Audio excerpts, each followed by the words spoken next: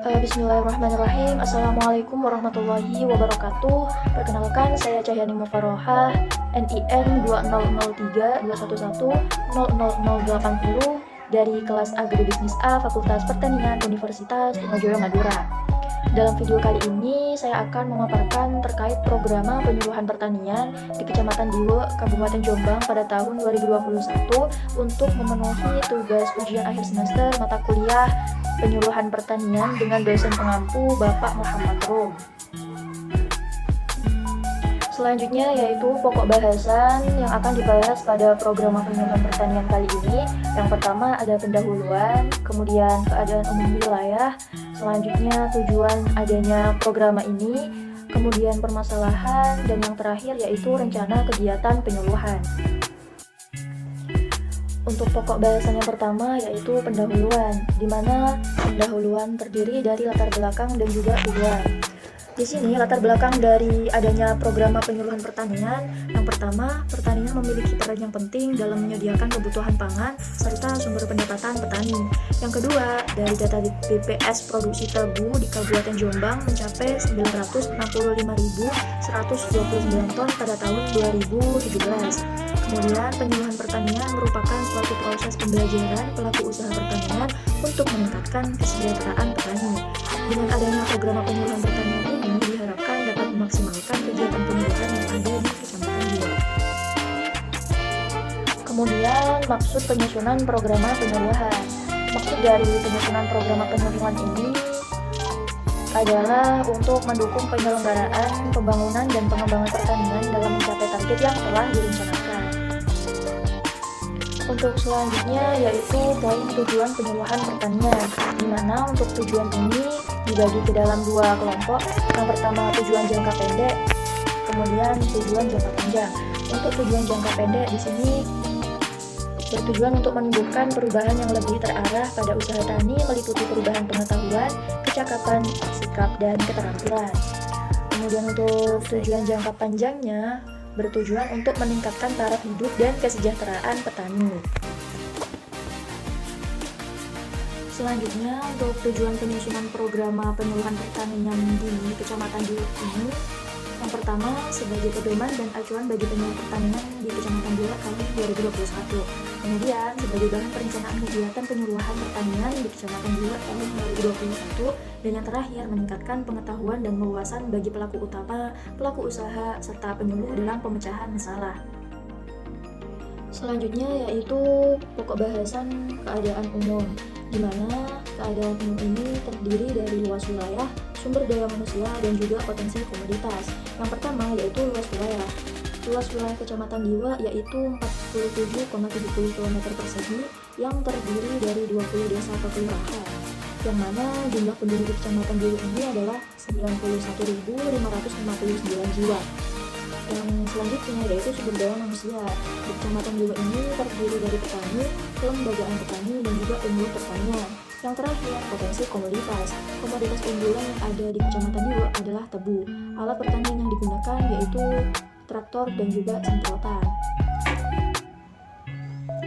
Selanjutnya untuk pokok bahasan tujuan, di sini ada dua tujuan, yakni tujuan umum dan juga tujuan khusus. Yang pertama untuk tujuan umum terdiri dari sebagai pedoman pelaksanaan penyuluhan pertanian di Kecamatan Diwe, kemudian memberikan panduan penyuluh dalam merencanakan kerja tahunan, kemudian menjadi pedoman bagi penyuluh dalam merumuskan dan melaksanakan penyuluhan. Kemudian untuk tujuan khusus, di sini yang pertama meningkatkan produksi tebu di Kecamatan Diwe, kemudian memaksimalkan peranan kelompok tani, dan yang terakhir meningkatkan kualitas produksi tebu. Kemudian untuk permasalahan, yang pertama ada masalah perilaku, rendahnya kemauan dan partisipasi dalam penggunaan pupuk organik ramah lingkungan, kemudian rendahnya kemauan dan partisipasi petani dalam adopsi teknologi dan inovasi di bidang pertanian, kemudian terbatasnya kemauan dan pengetahuan petani dalam mengakses asuransi di bidang pertanian. Sedangkan untuk masalah non-perilaku yaitu belum optimalnya produktivitas dan produksi tebu, kemudian kurang maksimalnya peranan kelompok tani, kurangnya kegiatan pelatihan dan pendampingan di bidang pertanian, dan yang terakhir terbatasnya ketersediaan modal petani dalam melakukan usaha tani. Kemudian Untuk pokok bahasan rencana kegiatan penyuluhan pertanian, yang pertama yakni peningkatan kapasitas penyuluhan pertanian pada tingkat kecamatan, lalu peningkatan kemampuan lembaga tani, kemudian penumbuhan dan pemberdayaan penyuluh pertanian swadaya, dan yang terakhir lomba kelembagaan petani dan petugas. Sebelum itu, saya juga akan menjelaskan apa sih revitalisasi pertanian. Jadi, revitalisasi pertanian merupakan suatu kegiatan yang bertujuan untuk menempatkan kembali apa itu arti penting dari sektor pertanian, baik secara proporsional dan kontekstual. Dalam artian, kegiatan ini untuk menyegarkan kembali, memberdayakan kemampuan, serta meningkatkan kinerja pertanian dalam pembangunan tanpa mengabaikan sektor yang lainnya. Di sini juga terdapat subsistem agribisnis. Yang pertama ada hulu. Hulu merupakan kegiatan pengadaan input pertanian yang meliputi benih, bibit, pakan ternak, pupuk, bahan bakar, alat pertanian, dan lain sebagainya. Sedangkan subsistem on-farm merupakan suatu kegiatan untuk pengelolaan usaha tani dari persiapan lahan hingga menghasilkan produk pertanian berupa bahan pangan, hasil perkebunan, dan lain sebagainya.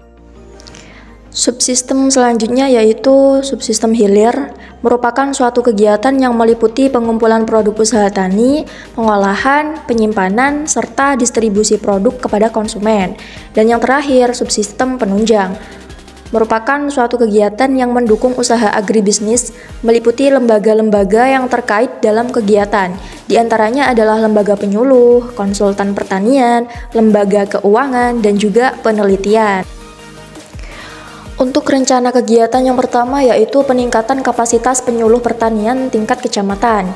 Di sini yang pertama penyusunan program penyuluhan tingkat kecamatan, kemudian penyusunan rencana, kemudian percontohan 1 kali, dilanjut dengan latihan dan kunjungan, dilanjut dengan rembuk tani tingkat kecamatan sebanyak 1 kali, kemudian rembuk tani tingkat desa 1 kali, supervisi, monitoring, dan evaluasi pelaksanaan kegiatan penyuluhan. Kemudian laporan kegiatan penyuluhan, dilanjut dengan pengelolaan database, kemudian kursus tani sebanyak 6 kali, kemudian peningkatan kapasitas penyuluh pertanian swadaya, dilanjut dengan penyusunan dan penyebaran media informasi, dan yang terakhir pendampingan penyusunan RDK atau RDKK. Selanjutnya kegiatan yang kedua yakni peningkatan kemampuan lembaga petani.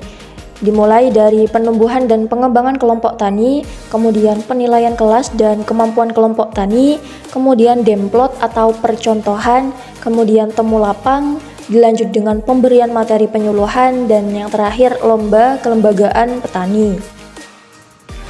Kegiatan yang ketiga yakni pemberdayaan penyuluh pertanian swadaya, yang mana terdiri dari pelayanan konsultasi dan informasi agribisnis, kemudian pertemuan teknis agribisnis, dan yang terakhir percontohan atau demplot. Rencana kegiatan yang terakhir yaitu lomba kelembagaan petani dan petugas. Yang pertama, lomba petani berprestasi, kemudian lomba kelompok tani tebu, kemudian lomba penyuluhan pertanian, dan yang terakhir lomba kelembagaan ekonomi petani. Dalam mengadakan sebuah penyuluhan pertanian tentunya membutuhkan sebuah fasilitas. Nah, untuk fasilitas kegiatan penyuluhan yang pertama yakni koordinasi penyusunan program penyuluhan pertanian, yang kedua perencanaan kegiatan penyuluhan, yang ketiga koordinasi pelaksanaan kegiatan penyuluhan pertanian, dan yang terakhir pengembangan database kelembagaan dan ketenagaan. Oke, untuk yang terakhir yakni penutup. Program penyuluhan diharapkan dapat mendukung kegiatan penyuluhan pertanian untuk mencapai tujuan dalam pembangunan pertanian, khususnya di daerah Kecamatan Diwe.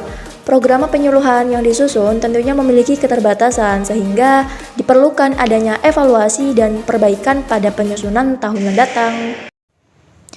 Baik, cukup sekian yang dapat saya sampaikan.